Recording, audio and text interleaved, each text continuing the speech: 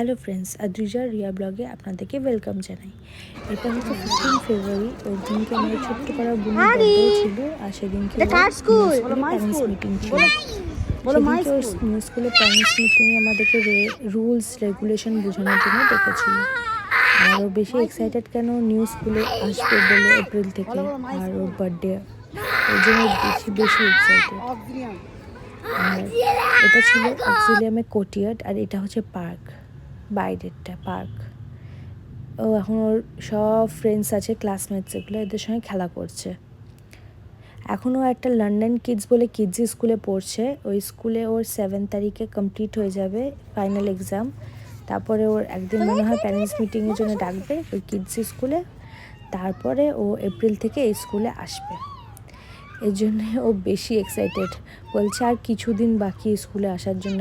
আদ্রিজা বলছিল ও প্রচুর এক্সাইটেড এই স্কুলে আসার জন্য। আপনাদেরকে থ্যাংক ইউ এই মিনি ব্লগটা দেখার জন্য। প্লিজ লাইক সাবস্ক্রাইব করে দেবেন, আর যত পারবেন এটাকে শেয়ার করে দেবেন। আর আমাদের কাছে আরও এমনি ভিডিওস আসবে, আপনারা দেখবেন প্লিজ।